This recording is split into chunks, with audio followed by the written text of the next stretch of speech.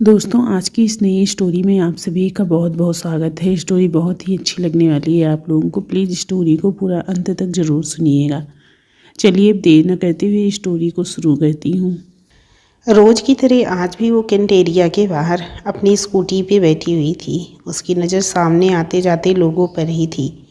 उसने blue colour की kurti, black jeans, गले में एक स्टोल पहना हुआ था, गेहुआ सा रंग, कानों में छोटे छोटे झुमके, लंबे बाल जिनको उसने पोनी टेल में बांधा हुआ था, मोतियों जैसे दांत जो उसकी सुंदरता को और बढ़ा रहे थे। तभी उसके साथ बैठी उसकी दोस्त कहती है, ओफो, तू पागल है क्या निवी?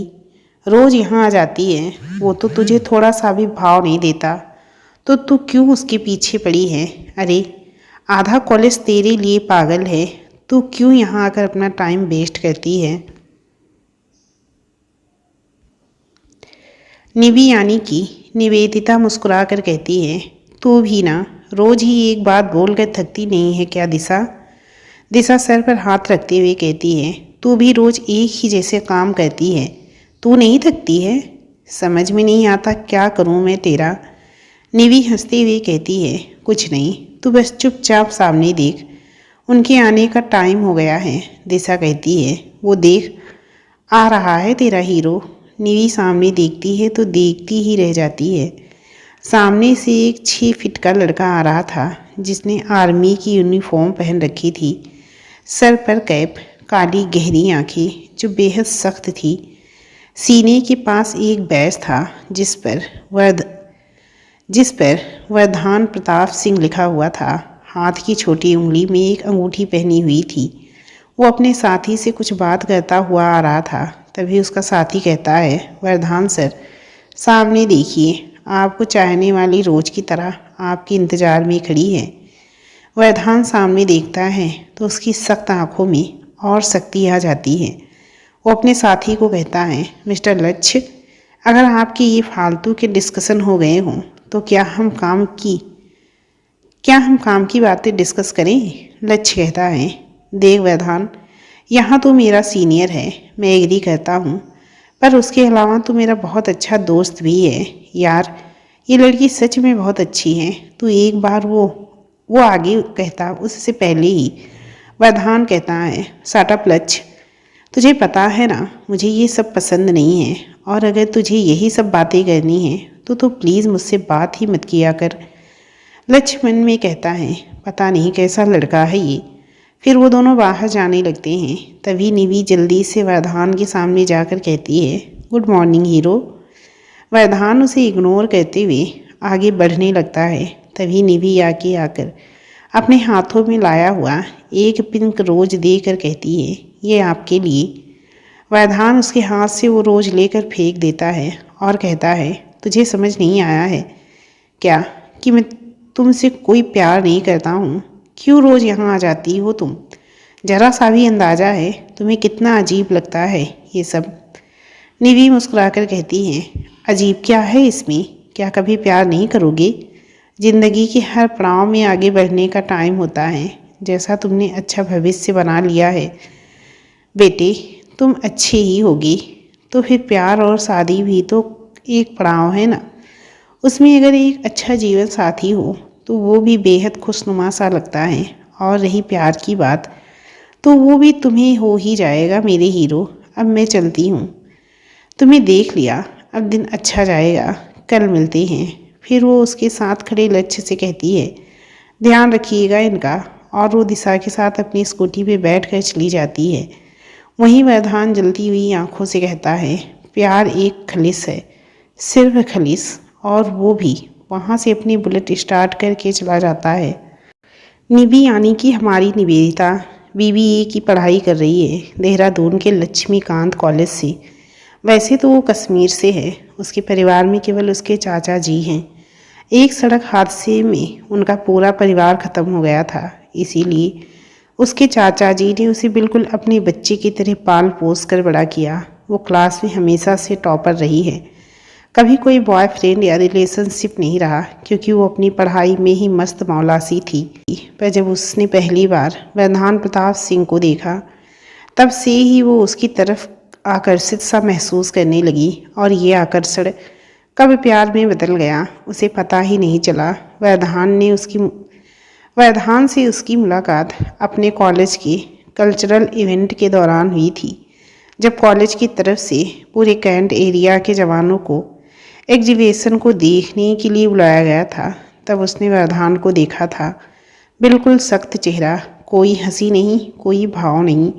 उसे वो दिन आज भी याद था कि जब वो एग्जीबिशन से निकल कर घर जा रही थी, तब रास्ते में उसकी गाड़ी खराब हो गई थी। वो वहीं गाड़ी खड़ी हो जाती है और आसपास मैकेनिक के लिए पूछने लगती है, पर उस दिन आसपास वहाँ कोई मैकेनिक नहीं मिला। तभी वैधान अपनी जीप के साथ वहीं से गुजर रहा था। उसके साथी की नज़र जब निवी पे गई तो उसने गाड़ी रोककर उसकी मदद करने को कहा।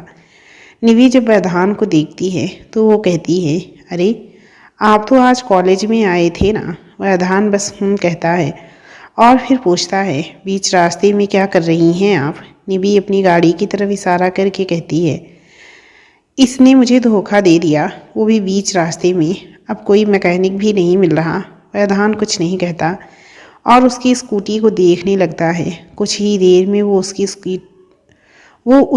स्कूटी स्टार्ट करके कहता है, हो गया, अब जाइए। और वो अपनी जीप में बैठकर जाने लगता है।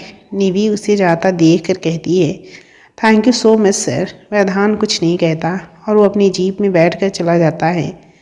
निवी कहती है, अकड़ू, और वो भी अपने हॉस्टल के लिए निकल जाती है। इसी तरह कुछ दिन निकल जाते हैं। निवी की मुलाकात भले ही वैधान से ना हुई हो, पर उसके दिमाग पर वही छाया रहने लगा था। वो खुद ही हैरान थी कि एक लड़का जिससे वो कुछ दिन पहले ही मिली थी, जिसे वो ठीक तरह से जानती तक नहीं है, उसके ख्यालों में वो कैसे रह सकती है। एक दिन जब वो लोग कॉलेज के ग्रुप के साथ कैंट एरिया गए थे, तब उसने सुना था कि वैधान एक बहुत होनहार कैप्टन है। उसने आज तक जितने भी मिशंस को कमांड किया वो सब सफल हुए। बचपन से ही वो आर्मी वालों के बारे में सुनती आई थी कि वो लोग बहुत ब्रेव होते हैं, उनका काम बहुत रिस्की होता है। वो उन्हें बेहद पसंद करती थी, पर वैधान की शख्सियत को देखने के बाद वो उसकी तरफ एक आकर्षण सा महसूस करने लगी थी। धीरे धीरे ये आकर्षण कब प्यार में बदल गया उसे पता भी नहीं चला। जब उसे एहसास हुआ कि वो वैधान से प्यार करने लगी है तो उसने उसे प्रपोज कर दिया, पर वैधान ने उसे सीधे शब्दों में मना कर दिया था। पर निवी तो निवी थी। उसने सोच लिया था कि वो अपने प्यार को खुद से ऐसे ही दूर जाने नहीं देगी। उस दिन से रोज़ सुबह वो कॉलेज जाने से पहले कैंट एरिया जाने लगी और वैधान के लिए एक फूल लेकर जाने लगी, पर वैधान रोज़ उसे मना कर देता। यही सब बातें याद करते वो कॉलेज पहुंच जाती है। वहीं वैधान अपने एरिया में ड्यूटी पर था। वो कुछ आने वाले मिशंस की तैयारी में जुटा हुआ था। तभी उसे एकदम से निवी का ध्यान आ जाता है। वो अपना सर झटक कर कहता है, नहीं, मुझे किसी के ख्याल नहीं चाहिए। मेरे लिए कोई मायने नहीं देता है। मेरा सब कुछ अब देश के नाम हो गया है। वैधान के परिवार में कोई नहीं था जिसे वो अपना कह सके। वो मेरठ का था। बहुत कम उम्र में उसके माता पिता अलग हो गए थे। दोनों में से कोई उसे अपने साथ नहीं रखना चाहता था। इसीलिए वैधान ने भी कभी कोई रिश्ता उन लोगों के साथ बनाने की कोशिश नहीं की। वो पढ़ाई में अच्छा था और साथ ही वो एनसीसी कैंप में जाता रहता था। धीरे धीरे उसने आर्मी के बारे में सोचना शुरू कर दिया। फिर वो उसकी तैयारी में लग गया और सिलेक्शन होते ही उसने मेरठ छोड़ दिया। उसके बाद उसने खुद को देश के लिए समर्पित कर दिया। लेकिन निवी जब से उसकी ज़िंदगी में आई थी, उसकी ज़िंदगी में उथल पुथल सी मच गई थी। वो उससे जितना दूर करने की कोशिश करता, वो उतना उसके पास आना चाहती थी। वो ये सब सोच कर कहता है, अभी कुछ दिनों का प्यार का बुखार है। इत्र की तरह है ये प्यार, जब तक लगाओ तब तक खुशबू का एहसास है। जैसे ही खुशबू का एहसास ख़त्म हो गया, ये इत्र उतर जाता है। फिर वो उठकर कहता है, कॉलेज की लड़की है, थोड़े दिन बाद कोई मुझसे भी अच्छा मिल जाएगा तो अपने आप मेरा पीछा छोड़ देगी। फिर वो वापस अपनी चेयर पे बैठकर काम करने लगता है। निबी कॉलेज पहुंचकर अपने प्रोजेक्ट की तैयारी करने लगती है। तभी उसका क्लासमेट ऋतिक आकर कहता है, कैसी हो निबी? निबी मुस्कुरा कर कहती है, ठीक हूँ, तुम बताओ तुम्हारी जॉब की कोई बात फिक्स हुई? ऋतिक कहता है, हाँ हो तो गई है, 2-3 दिन में ज्वाइनिंग है।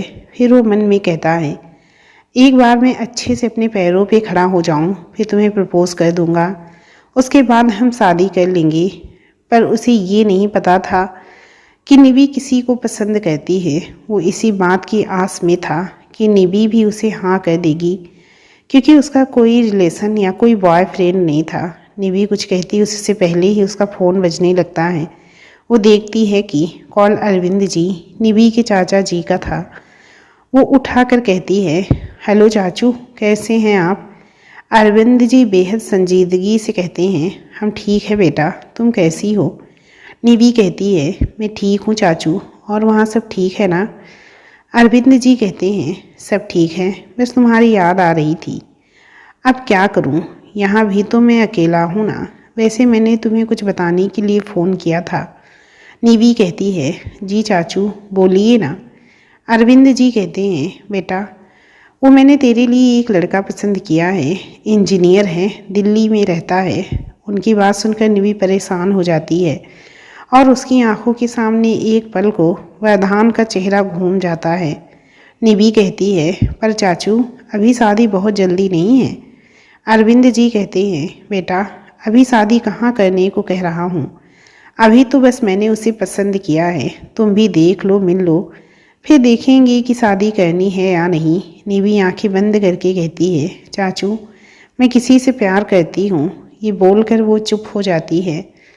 कुछ देर तो दूसरी साइड कोई आवाज़ नहीं आती। फिर उसके चाचा जी कहते हैं, कौन है वो?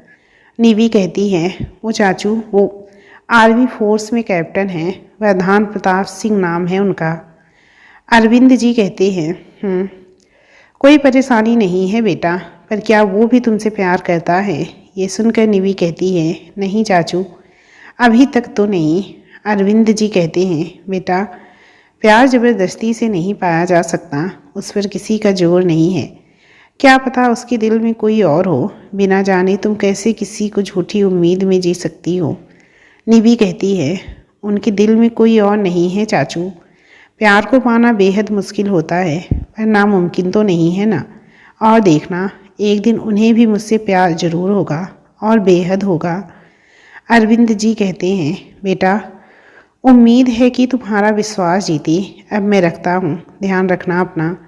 निबी भी उन्हें बाय बोलकर फ़ोन रखते हुए कहती है, इनकी कोई गर्लफ्रेंड या वाइफ नहीं है। ये तो पहले दिन ही उनके दोस्त से पता कर लिया था। अब तो मुझे फौजी साहब का ही बनना है, चाहे कुछ भी हो। फिर वो पढ़ाई करने लगती है। इसी तरह दिन निकल जाता है। अगले दिन रोज की तरह निवी कैंट एरिया के बाहर खड़ी थी, पर आज वहाँ कोई भी नहीं दिख रहा था। आज दिशा भी उसके साथ नहीं थी, वो अकेली ही आ गई थी। बाहर एक जवान खड़ा था जो शायद सिक्योरिटी चेक कर रहा था। वो जाकर उनके पास उनसे पूछने का सोचती है और धीरे धीरे उनके पास बढ़कर कहती है, हेलो। वो जवान कहता है, जी कहिए, किनसे मिलना है आपको? निवी कहती है, मुझे वरदान प्रताप जी से मिलना है। वो जवान कहता है, सॉरी अभी वो नहीं मिल सकते हैं, क्योंकि वो एक सेमिनार में हैं, 2 से 3 घंटे लगेंगे उन्हें। ये सुनकर निवी का चेहरा उतर जाता है। वो बस गर्दन हिला के वहाँ से जाने लगती है। उसकी नज़र एक बोर्ड पर जाती है जहाँ लिखा था, स्ट्रेंजर्स नॉट अलाउड। वो कहती हैं, आज तो कैप्टन का चेहरा देखने को ही नहीं मिला, क्या करूं? तभी उसकी नज़र सामने खिड़की पे जाती है। वो पीछे मुड़कर देखती है कि वहाँ वो जवान तो व्यस्त था। वो धीरे धीरे जाकर उस खिड़की पर चढ़कर एरिया के अंदर जाने लगती है। वो बहुत पतली थी, इसीलिए वो आसानी से अंदर चली गई। वो धीरे धीरे सब जगह देखते हुए जा रही थी, क्योंकि अधिकतर लोग सेमिनार में थे, इसीलिए किसी की नज़र निवी पर नहीं गई।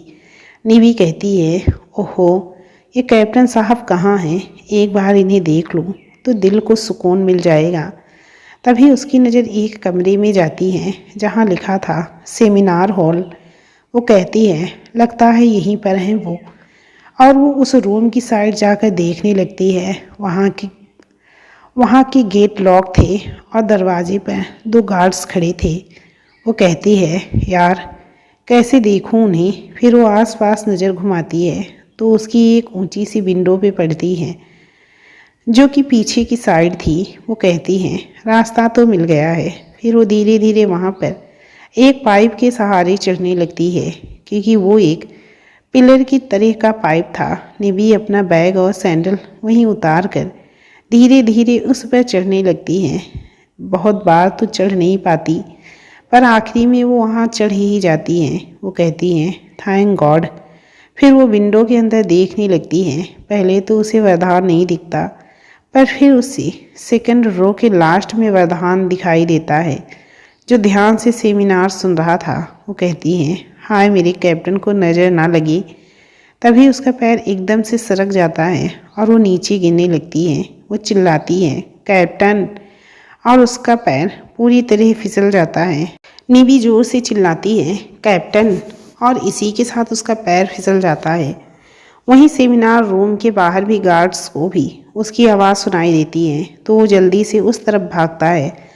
वो देखते हैं कि निवेदिता नीचे अपना पैर पकड़े बैठी थी। वो जल्दी से उस पर गन पॉइंट करते हुए कहते हैं, कौन हो तुम और यहाँ कैसे आई। निवी मन में कहती है, ओहो, हो गया सियापा, प्यार में क्या क्या करना पड़ता है। फिर वो कहती है, वो मैं किसी से मिलने आई थी, उन्हें ही ढूंढ रही थी। वो गार्ड्स कहते हैं, किससे मिलना है तुम्हें और इस तरह चोरी छुपे कौन ढूंढता है, हमसे पूछा भी नहीं। निवी कहती है, वो कैप्टन से। फिर वो सर पर हाथ रख कर कहती है, मेरा मतलब है वरदान प्रताप सिंह से। वो गार्ड्स दूसरे गार्ड को कहता है, एक काम करो, अंदर सर को इन्फॉर्म करो कि कोई उनसे मिलना चाहता है। अगर वो कहते हैं कि इन्हें जानते हैं तो फिर ये लड़की बच जाएगी, अगर नहीं तो इस लड़की पर सख्त कार्रवाई होगी। वो गार्ड अंदर जाकर सल्यूट करते हुए कहता है, सर वो वरदान सर से कोई मिलने आया है। वरदान हैरान होकर कहता है, कौन मिलने आया है। वो हैरान इसलिए था क्योंकि कोई खास तो नहीं था उसकी ज़िंदगी में उसके पास आकर उसका हाल चाल ले या उसकी चिंता करे। वो गार्ड कहता है, सर कोई लड़की है। वरदान कहता है, लड़की। फिर उसे निवी का ध्यान आता है तो वो कहता है, कहीं वही तो नहीं। तब तक उसके कमांडर कहते हैं, कैप्टन वरदान, यू कैन गो। वरदान कहता है, यस सर। वो जब जाकर बाहर देखता है तो उसकी नज़र निवी पे जाती है जो अपना पैर पकड़े बैठी थी। जैसे ही उसकी नज़र वरदान पे जाती है उसके चेहरे पे मुस्कान आ जाती है। वो कहती है, चलो मेरी मेहनत सफल हुई। वरदान थोड़ा गुस्से से कहता है, यहाँ क्या कर रही हैं आप, और आपकी हिम्मत कैसे हुई यहाँ आने की। बाहर बोर्ड नहीं देखा आपने कि आउटसाइडर अलाउड नहीं है, ये आर्मी एरिया है। इस तरह यहाँ के रूल तोड़ने की वजह से आपको सज़ा भी मिल सकती है। निवी थोड़ा शरारत के साथ कहती है, वैसे आप गुस्से में और भी हैंडसम लगते हैं। अगर हिम्मत की बात है तो वो तो मुझ में बचपन से ही है और मैं कोई आउटसाइडर नहीं हूँ। आप मुझे जानते तो हैं और मेरी भी इसमें कोई गलती नहीं है। आपने मुझे अपनी आदत लगवा दी है। आपको देखे बिना दिन शुरू भी नहीं होता है। एक काम करिए, सज़ा के तौर पर आप मुझे यहीं रहने दीजिए। इसी बहाने आपको देखने का मौका भी मिल जाएगा। हाँ, ये ठीक है। आप मुझे यहीं रख लीजिए। ये सब सुन वरदान को बहुत गुस्सा आता है। वो थोड़ा तेज आवाज़ में कहता है, शट अप, पागल हो तुम। तुम्हें यहाँ सब मजाक लग रहा है। ये कोई पिकनिक स्टॉप नहीं है जो आप सैर सपाटा करने आई हो। तुम्हें किस भाषा में समझाऊं कि मैं तुमसे कोई प्यार नहीं करता हूँ। कॉलेज गर्ल हो तुम, अपनी पढ़ाई में ध्यान देने की बजाय तुम ये सब में पड़ गई हो। इस तरह की हरकतें करके क्यों मुझे शर्मिंदा करती रहती हो। तभी वहाँ कमांडर सर आते हैं और निवी को कहते हैं, यंग गर्ल, तुम्हें ये सब नहीं करना चाहिए था। फिर वो उसकी उठने में मदद करते हैं पर तभी निवी की चीख निकल जाती है क्योंकि उसे पैर में बहुत चोट आई थी। उसका पैर सूज गया था। वो कहते हैं, तुम मेरी बेटी की उम्र की हो, इसीलिए तुम्हें समझा रहा हूँ, अपने करियर पर ध्यान दो। इन सब के लिए पूरी ज़िंदगी पड़ी है और आज तुमने इतना बड़ा रिस्क लिया। अगर तुम्हें ज़्यादा चोट लग जाती तो यहाँ आने वाले हर इंसान की जिम्मेदारी होती है हम पर। निभी कहती है, थैंक यू सर, पर मेरी ज़िंदगी इनके प्यार में पड़ गई है और डोंट वरी, मैं अपने कैरियर पर अच्छे से ध्यान दे रही हूँ। आप बेशक मेरे रिकॉर्ड्स चेक कर सकते हैं। कमांडर कहते हैं, वरदान इसे मेडिकल रूम में लेकर जाओ। वरदान कहता है, पर सर, वो आगे कहता है। इससे पहले ही वो उसे रोकते हुए कहते हैं, गो वरदान, इसका पैर बहुत सूज गया है। वरदान उनकी बहुत इज्जत करते थे, इसीलिए उन्हें मना नहीं कर पाए। वो निवी का एक हाथ अपने कंधे पर रख कर उसे धीरे धीरे मेडिकल रूम की तरफ ले जाने लगते हैं। वहीं खड़े कमांडर सर कहते हैं, पत्थर से दिल लगा लिया है इसने, देखते हैं ये उसे पिघला पाएगी या वो इसे तोड़ देगा। वहीं निवी वरदान को देखते हुए चल रही थी। वो मन में कहती है, एक तू ही है दौलत मेरी, हासिल तू मेरा, तू ही कश्ती है और तू ही किनारा। वरदान उसे मेडिकल रूम में चेयर पे बिठा देता है और वहाँ बैठे डॉक्टर को कहता है, ट्रीट हर। वो डॉक्टर निवी को चेक कर रहे थे। वो उसके पैर पर बैंडेज लगाते हुए कहते हैं, टेक रेस्ट, तुम्हारी सूजन थोड़ी कम हो जाएगी। निवी कहती है, थैंक यू सर। वो अपनी दवाई बैग में डालकर धीरे धीरे उठने लगती है। वहीं वरदान उसे खड़ा करते हुए कहता है, जाओ अब, और आगे से ऐसी कोई हरकत मत करना। निवी धीरे धीरे उसके पास आकर कहती है, हरकतें तो होंगी और शरारतें भी होंगी, हंसी तो आपके चेहरे पर लाकर रहूँगी कैप्टन। फिर वो फूल उसके हाथ में देते हुए कहती है, ये रहा 241वां फूल, अब कल मिलते हैं, बाय। और वो वहाँ से जाने लगती है। वहीं वरदान वो फूल अपने हाथों में ही क्रश कर देता है और कहता है, कितना ही दिल लगा लो, इसी फूल की तरह ही हाल हो जाएगा। और वो चला जाता है। निभी धीरे धीरे चलकर कैंट एरिया से बाहर आ रही थी। वो मन में सोचती है, यार ये इंसान इतना खड़ूस क्यों है।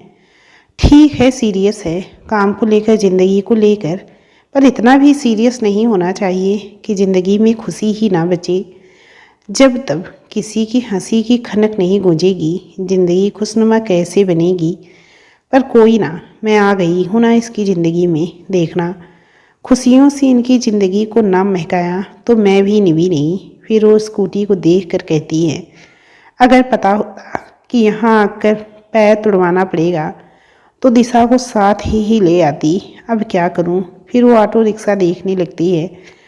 तभी वहाँ पर कमांडर सर अपनी जीप उसके सामने रोक कर कहते हैं, यंग गर्ल, तुम अभी तक गई नहीं। निभी मुस्कुराकर कहती है, जा रही थी सर, पर ऑटो नहीं मिल रहा है और स्कूटी में अभी चला नहीं पाऊंगी। कमांडर सर कहते हैं, कम, मैं तुम्हें ड्रॉप कर देता हूँ। निभी कहती है, नो सर थैंक यू, मैं चली जाऊँगी।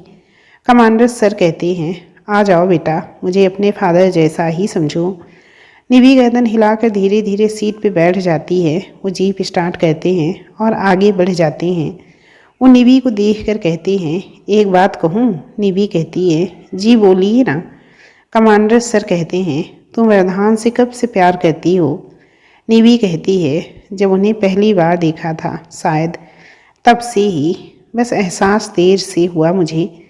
पहले लगा था कि इस उम्र का असर है और बस एक आकर्षण है, पर धीरे धीरे समझ आया कि ये प्यार ही है। एक डोर सी बंध गई है उनसे जो हर वक्त उनकी तरफ मुझे खींचती है। कमांडर सर कहते हैं, वरदान तो तुमसे प्यार नहीं करता, वो तो प्यार करना दूर, तुमसे अच्छे से बात भी नहीं करता है। निवी कहती है, आपको कभी प्यार हुआ है। वो मुस्कुरा कर कहते हैं, हुआ है ना, मेरी तो लव मैरिज ही है। कॉलेज टाइम में मैं उनसे मिला था, वो भी मुझे लाइक करती थी। फिर धीरे धीरे हमने एक साथ वक्त बिताना शुरू किया, फिर हमें प्यार हुआ और उसके बाद हमने कुछ सालों में शादी कर ली। निवी कहती है, सर प्यार कभी जगह या इंसान देख कर नहीं होता है, ये तो जिससे होना होता है अपने आप ही हो जाता है। हमें प्यार ढूंढने की ज़रूरत नहीं होती, वो हमारा एक मंजिल की तरह इंतज़ार कर ही रहा होता है। अब मंजिल पर जाना है तो रास्ते को पार तो करना होगा ना। बस फर्क ये होता है, किसी के रास्ते आसान होते हैं तो किसी के मुश्किल। मेरे प्यार का रास्ता कठिन जरूर है, पर मैं उस रास्ते को पार करे बिना ही हार नहीं मान लूँगी। ये तो हो ही नहीं सकता। मैं अपने प्यार की मंजिल तक ज़रूर पा लूँगी। और देखिएगा, एक दिन वरदान जी को भी मुझसे प्यार हो जाएगा, और अगर नहीं भी हुआ तो भी उनका मरते दम तक इंतज़ार करूँगी। कमांडर सर उसकी बात सुनकर उसके सर पर हाथ रखकर कहते हैं, God bless you young girl, तुम्हें तुम्हारा प्यार ज़रूर मिलेगा। फिर वो मन में कहते हैं, मैं प्रार्थना करूँगा जो तुमने कहा वो सच हो, क्योंकि वरदान का दिल आग की तरह है और तुम्हारा बिल्कुल शीतल जल की तरह। फिर वो कहते हैं, यंग गर्ल, तुम्हारा हॉस्टल आ गया है, टेक रेस्ट, अपना ध्यान रखना। निवी कहती है, थैंक यू सर। फिर वो चली जाती है। वहीं वरदान कैंट एरिया में एक कमरे की खिड़की के पास खड़ा था। उसके मन में अभी भी निवी की बातें चल रही थी। वो एक हाथ दीवार पे मारते हुए कहता है, पागल है बिल्कुल, दिमाग नाम की चीज़ नहीं है, प्यार प्यार लगा रखा है। लड़कियां होती ही ऐसी हैं, पहले प्यार का दिखावा करती हैं, फिर लगता है ना कि सामने वाले ने इनसे दिल लगा लिया है तो बस फिर उन्हें छोड़ देती हैं तड़पने के लिए। नहीं, मैं वैसी गलती नहीं करूँगा। इश्क की मेरी ज़िंदगी में कोई जगह नहीं है। मेरा प्यार, मेरा सब कुछ ये देश है। लक्ष्य जो दरवाजे पे खड़ा उसकी बातें सुन रहा था, वो कहता है, मेरा दिल कहता है उस लड़की के प्यार में वो ताकत है जो इसके अकेलेपन को दूर कर इसकी ज़िंदगी में खुशियाँ ला सकती हैं। ऐसा ज़रूर होगा वरदान, ज़रूर होगा। फिर वो अंदर आकर उसे सैल्यूट करके कहता है, जय हिंद सर। वरदान मुड़कर कहता है, जय हिंद। कोई खबर मिली? लक्ष्य अपनी फाइल टेबल पर रख कर कहता है, सर, लश्कर में वो आतंकवादी छुपे हैं। हमारी खबरियों ने पक्की खबर दी है, उनकी तरफ से पहला हमला हो चुका है। हमें जल्द से जल्द इस मिशन के लिए आगे बढ़ना होगा। वरदान कहता है, मैं सोच रहा हूँ कि हम डेट को थोड़ा पीछे ले लेते हैं। उन्हें इतनी खबर तो होगी ही कि हम उन पर हमला करने वाले हैं। क्यों ना हम 15 की जगह 14 को ये प्लान एग्जीक्यूट करें। लक्ष्य कहता है, जी सर, आज 7 तारीख है, हम ये कर सकते हैं। वरदान कहता है, तो ठीक है, कल से हम टीम बनाना शुरू करते हैं और मैं सर से बात कर लेता हूँ। फिर वो अपना फ़ोन लेकर बाहर चला जाता है। वहीं निवी बैठी अपने रूम में अपने हाथ को देखकर कहती है, इतनी चोट खाने के बाद एक फ़ायदा तो हुआ, आपका टच तो मिला। फिर वो ऊपर सर करके कहती है, कैप्टन आई लव यू। उफ, जान ही ले लेगा ये बंदा मेरी। उसके तो गुस्से पर ही प्यार आता है। चल अब पढ़ाई कर लेती हूँ, वरना इस बार कहीं फेल ना हो जाऊँ। इसके बाद वो अपनी बुक लेकर पढ़ाई करने बैठ जाती है। दोस्तों, इस कहानी के इस चैप्टर का एंड यहीं पे कहती हूँ। इसका अगला भाग आप लोगों को इसी कहानी के नीचे कमेंट बॉक्स और डिस्क्रिप्शन बॉक्स दोनों जगह पिन कर दूँगी। प्लीज़ आप लोग कमेंट बॉक्स और डिस्क्रिप्शन बॉक्स को ज़रूर चेक कर लीजिए कहानी का दूसरा भाग सुनने के लिए। चलिए फिर मिलती हूँ इसके 3rd चैप्टर के साथ। कहानी आपको कैसी लगी प्लीज़ कमेंट करके ज़रूर बताना, और चैनल को अभी तक सब्सक्राइब नहीं किया है तो प्लीज़ चैनल को सब्सक्राइब, कहानी को लाइक शेयर भी ज़रूर कीजिएगा।